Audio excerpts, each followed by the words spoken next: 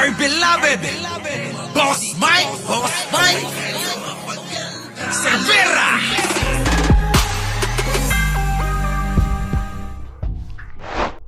Ibinasura ng Quezon City Prosecutor's Office ang kasong perjury na inihain ni Senator Jinggoy Estrada laban kay dating Department of Public Works and Highways Bulacan Assistant District Engineer Bryce Erickson Hernandez. Sa 12 pages resolution na may petsang December 11, 2025, hindi naging sapat ang mga inihain na ebidensya at testimonya upang tiyakin na nilabag ni Hernandez ang Article 183 ng Revised Penal Code. Pinirmahan ni Assistant City Prosecutors Maria M. Magilla Mercado ang resolusyon. Nag-ugat ang reklamo ni Estrada sa pahayag ni Hernandez sa pagdinig sa Kamara na tumanggap ng kickbacks ang senador sa flood control project sa Bulacan. Binanggit sa resolusyon ang desisyon ng Korte Suprema na dapat ay mapatunayan ng nagrereklamo na mali ang pahayag ng kanyang inirereklamo at nagsisinungaling ito sa kabila ng pagsumpa na magsasabi ng katotohanan lamang.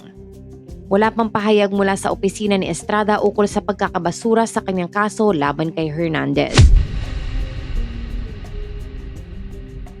Sabi ni Senator Marcoleta kahapon, ligtas ka na. Hindi po ito totoo.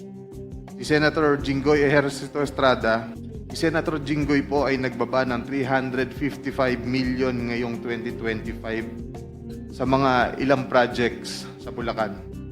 At ang sabi po ng boss ko dito ay 30% ang commitment dito. Ang mga projects po na to ay first, construction of flood mitigating structure with pumping station and floodgate, phase 3, Barangay Mercado, Hagonoy, Bulacan, with an allocation of 60 million pesos.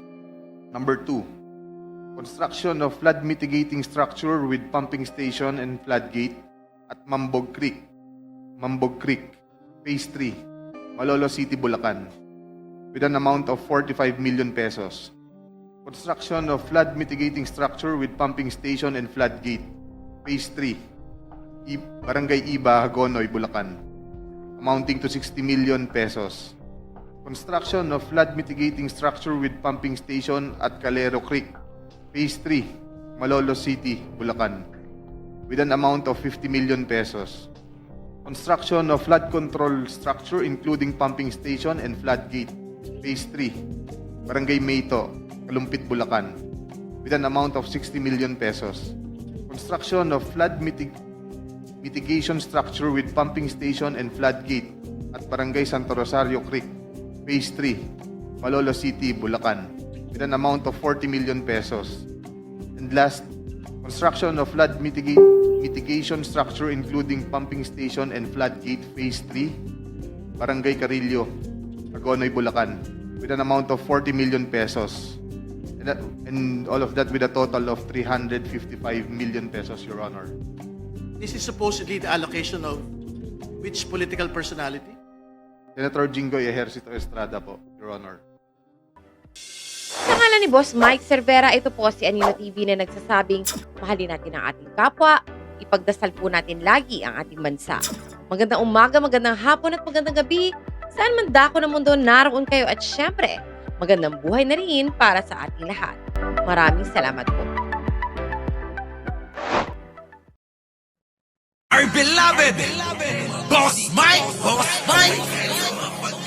Cervera.